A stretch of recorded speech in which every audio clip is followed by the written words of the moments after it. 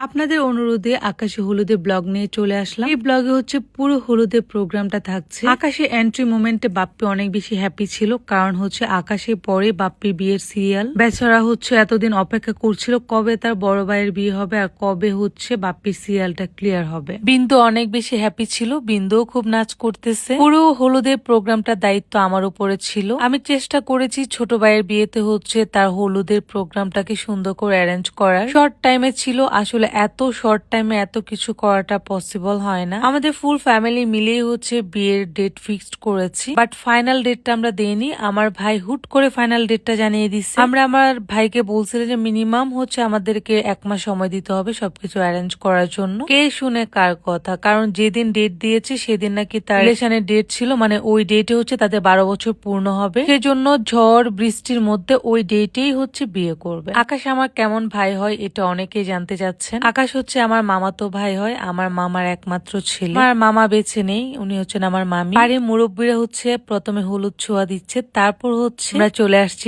আকাশকে হলুদ দেওয়ার জন্য। আমার মামাতো ভাই বলেন, খালাতো, ফুফাতো, চাচাতো আমরা নিজের আপন ভাই মনে করি, এন্ড ওরাও আমাদেরকে অনেক বেশি সম্মান করে, পছন্দ করে, পরিমাণ গুরুত্ব দেয়। ছোটবেলা থেকে এগুলাকে হচ্ছে কোলে পিঠে করে বড় করছি, হাতে পায়ে বড় হয়ে গেছে, বাট সবগুলো অনেক ছোট। স্বভাব চরিত্র এখনো বাচ্চাদের মতো, যদিও বিয়ে করে ফেলছে। 12 বছর একটা রিলেশন, ফ্যামিলি সাপোর্ট ছাড়া আসলে কোনোভাবেই হতো না। প্রথম হচ্ছে আমার বড় আপুকে রাজি করাইছে, দেন হচ্ছে আমার বড় আপু ফুল ফ্যামিলিকে রাজি করাইছে, কারণ জানে যে আমার বড় আপুর কথা কেউ ফেলবে না। আমাদের ফ্যামিলিতে হচ্ছে নানি বাড়ি, দাদি বাড়ি, সব জায়গায় হচ্ছে আমার বড় বোন যেটা বলবে সেটাই সবাই শুনবে। আমার বড় বোন হচ্ছে এমন কথাই বলবে যেটা সবাই রাখতে পারবে। এদিকে খুকি চলে গেছে আকাশকে হচ্ছে খাওয়ানোর জন্য, একে একে সবাই গিয়েছে।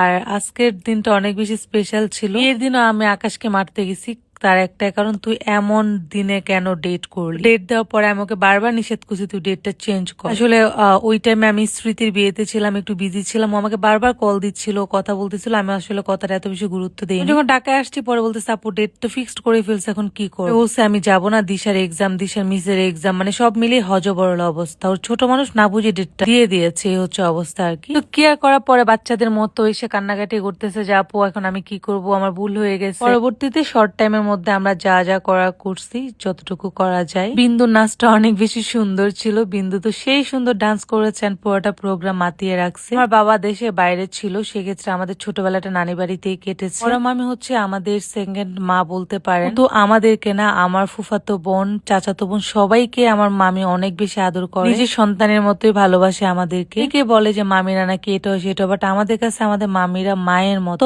বার হচ্ছে আমরা বাড়িতে যাই, ততবারই হচ্ছে আমাদের নানি বাড়িতে যাই। ওটা প্রোগ্রামে হচ্ছে আকাশদের বাড়িতে হয়েছে, মানে আমার নানি বাড়িতে। অনেকে অবাক হচ্ছেন যে নানি বাড়ির সাথে এত ভালো সম্পর্ক। আমার নানি বাড়ির সাথে শুধু আমাদের না, মানে আমার ফুফাতো বোন বলেন, আমার চাচাতো বোন, সবার সাথে আমার নানি বাড়ির সম্পর্ক অনেক ভালো। আমার মামার বাড়ির সবাই আমাদেরকে অনেক বেশি আদর করে। কোনো ফিল করি না যে আমাদের মামাতো ভাইগুলা হচ্ছে আমার মামাতো ভাই, আমরা ফিল করি যে আপন ভাই। পুরো পরিবারে হচ্ছে সবাই আমাকে ভয় পায়, আর সবার কমফোর্ট জোন হচ্ছে আমার বড় বোন। এজন্য সবকিছুতে হচ্ছে আগে আমার বড় বোনকে রাজি করায়, তারপর হচ্ছে আমার কাছে আসে, মানে আমার বড় বোন যেটা হা বলবে সেটাই। যাই হোক, আমরা প্রোগ্রামে অনেক বেশি মজা করেছি। এটা ছিল হচ্ছে আমাদের হলুদের প্রোগ্রাম। নেক্সট হচ্ছে রং খেলা, বিয়ে, আমি রিসেপশনের ব্লগ নিয়ে আসবো খুব সুন। ওই ভিডিওতে বাকি আরো ডিটেলস জানাবো। Thank you everyone.